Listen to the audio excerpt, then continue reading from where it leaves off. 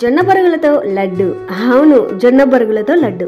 పేరు చెప్పగానే ఎప్పుడో చిన్నప్పుడు విన్నామనే ఆలోచన కొందరికి అట్లా మెదిలే ఉంటుంది. మీ చిన్నప్పుడు అమ్మమ్మ నానమ్మలతో కొన్ని వంటల పేర్లు చెప్పగానే వాళ్ళే గుర్తొచ్చే గొప్ప మెమరీస్ ఉండనే ఉంటాయి. అవునా?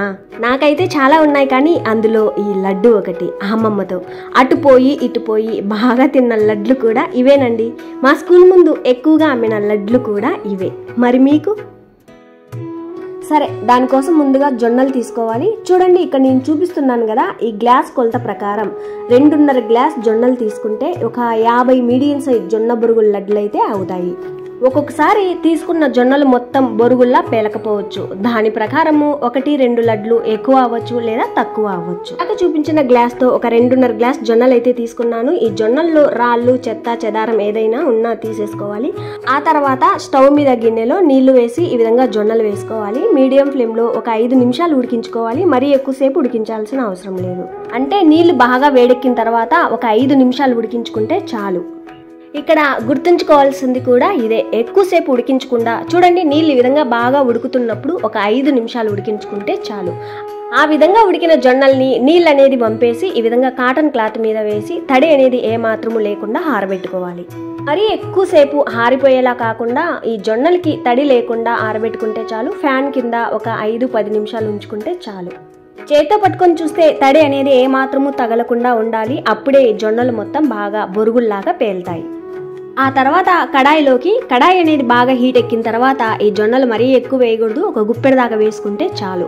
జొన్నలు వేసిన తర్వాత మీడియం ఫ్లేమ్ లో ఉంచి కొద్దిసేపు వేయించాలి. కొద్దిసేపు తర్వాత చూడండి, ఈ విధంగా పేలడం స్టార్ట్ అవుతాయి జొన్నలు. అప్పుడు ఏం చేయాలంటే మూత పెట్టి హై ఫ్లేమ్ లో ఉంచుకోవాలి. ఈ జొన్నలు అనేవి పేలి కొద్దిసేపు తర్వాత ఆవిరి అవుతుంది. ఆవిరి పడకుండా ఉండడానికి ఈ మూతని మధ్యలో కొంచెం ఓపెన్ చేసి పెడుతూ ఉండాలి.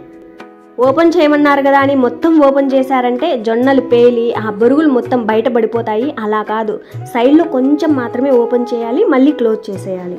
మూత పెట్టాక ఇక్కడ గుర్తుంచుకోవాలి, హై ఫ్లేమ్లో ఉంచుకోవాలి. ఆవిరి పడుతుంది అనగా కొంచెం ఓపెన్ చేస్తూ ఉండాలి, మళ్ళీ క్లోజ్ చేయాలి. హై ఫ్లేమ్లో వేయిస్తేనే జొన్నలు మొత్తం బాగా బొరుగులు అవుతాయి. చూడండి, వీడియోలో చూపిస్తున్న విధంగా ఈ విధంగా కలుపుకుంటూ వేయించామంటే జొన్నలు అనేవి అడుక్కు వెళ్ళి పేలిన పాపైన ఆ జొన్న బొరుగులు పైకి వస్తాయి. అప్పుడే మొత్తం జొన్నలన్నీ బొరుగుల్లా తయారవుతాయి. ఎప్పుడైతే జొన్నలు పాప అవ్వడం అంటే పేలడం ఆగిపోతుందో అప్పుడు లో ఫ్లేమ్లో ఉంచి ఈ బొరుగులను ఒక ప్లేట్లోకి తీసుకోవాలి. సేమ్ ఇదే పద్ధతిలో జొన్నలన్నిటిని మరీ ఎక్కువ వేయకుండా ఒక గుప్పెడు లేదా 2 గుప్పెళ్ళ దాకా వేసి ఈ విధంగా బొరుగుల్లా తయారు చేసుకోవాలి.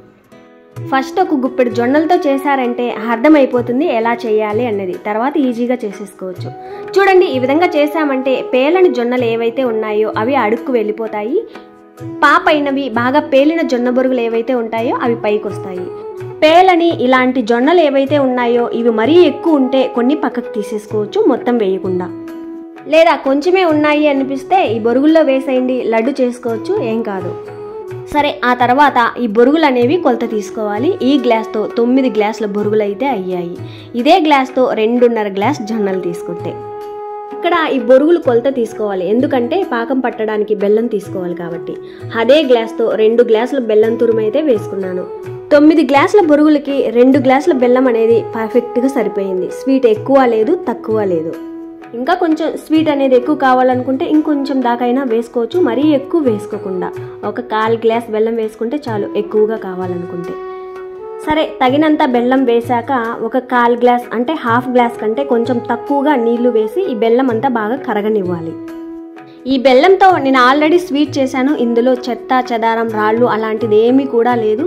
ఒకవేళ మీరు తీసుకున్న బెల్లంలో చెత్త ఉంటుంది అనిపిస్తే ఈ విధంగా బాగా కరిగిన తర్వాత ఫిల్టర్ చేసుకొని మళ్ళీ పెనంలో వేసుకోవాలి.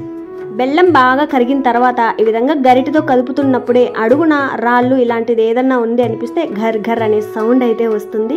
అప్పుడు ఫిల్టర్ చేసేసుకోవచ్చు. బెల్లం కరిగిన తర్వాత మీడియం ఫ్లేమ్లో ఉంచుకోవాలి. చూడండి, బెల్లం ఈ విధంగా ఉడుకుతుండగా మరో పక్కగా ఒక గిన్నెలోకి నీళ్లు వేసుకోవాలి, పాకం చెక్ చేసుకోవడానికి. మీడియం ఫ్లేమ్లోనే ఉంచి ఈ విధంగా కలుపుకుంటూనే ఉడికించుకోవాలి. మధ్యలో ఇందాక నీళ్లు వేసి పెట్టుకున్నాం కదా, అందులో ఈ పాకం వేసి చెక్ చేసుకుంటూ ఉండాలి. నేనైతే ఇప్పటికే ఒక 2-3 సార్లు అయితే చెక్ చేశాను. వాటర్లో వేసిన తర్వాత ఇది ఒక ముద్దలాగా అయ్యి మెత్తగా అయితే ఉంది. ఎలా వంచితే అలా వంగుతుంది, మెత్తగా ఉంటుంది. ఇది లేత పాకం, ఇది కాదు మనకు కావాల్సింది. ఎలా వంచితే అలా మెత్తగా ఉంటుంది, ఒక మెత్తని ముద్దలాగా అయితే ఉంటుంది. ఇంకా కొద్దిసేపు ఉడికించాలి. లేత పాకం వచ్చిందంటే ఈ ముదురు పాకానికి పెద్ద టైం పట్టదు, 1 నిమిషంలోనే అయిపోతుంది.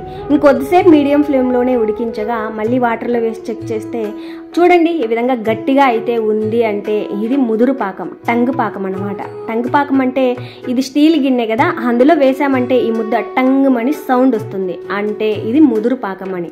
ఈ పాకమే మనకు కావాల్సింది. ఈ విధంగా నొక్కామంటే గట్టిగా కూడా ఉంటుంది, ఈ విధంగా గిన్నెలో వేసామంటే టంగ్ అని సౌండ్ వస్తుంది. అప్పుడు స్టవ్ ఆఫ్ చేసుకోవాలి. తర్వాత ఇందాక రెడీ చేసుకున్నాం కదా ఈ బొరుగులు వేసుకోవాలి. పాకం చల్లారక ముందే వేసిన బొరుగులన్నిటికీ పాకం పట్టేలా కలిపేసుకోవాలి. స్టవ్ నుంచి పక్కకి దింపి కలుపుకున్నామంటే ఈజీగా కలిపేసుకోవచ్చు. ఈ విధంగా గంటలు కలుపుకుంటూ ఉండకుండా ఫాస్ట్గా కలిపిన తర్వాత వేడివేడిగా ఉన్నప్పుడే, కొంచెం గోరువెచ్చగా ఉన్నప్పుడే లడ్డు చుట్టుకోవాలి. జొన్న బొరుగులు వేసిన తర్వాత పాకం అంత వేడివేడిగా అయితే ఉండదు, కొంచెం గోరువెచ్చగానే ఉంటుంది. ఆ తర్వాత మనకు కావాల్సిన సైజుల్లో లడ్డు చుట్టుకోవాలి. ఈ విధంగా లడ్లన్నీ చుట్టిన తర్వాత లాస్ట్లో ఉన్న ఈ జొన్న బొరుగుల మిశ్రమం అనేది గట్టిపడిపోతుంది, పాకం అనేది చల్లారిపోయి లడ్డు చుట్టడానికి రాదు. అప్పుడేం చేయాలంటే ఈ పెనాన్ని తీసుకెళ్లి స్టవ్ మీద నుంచి లో ఫ్లేమ్లో కొద్దిసేపు ఉంచామంటే ఆ పాకం మళ్ళీ కరుగుతుంది, తర్వాత లడ్డు చుట్టేసుకోవచ్చు. అంతేనండి, అయిపోయినట్టే.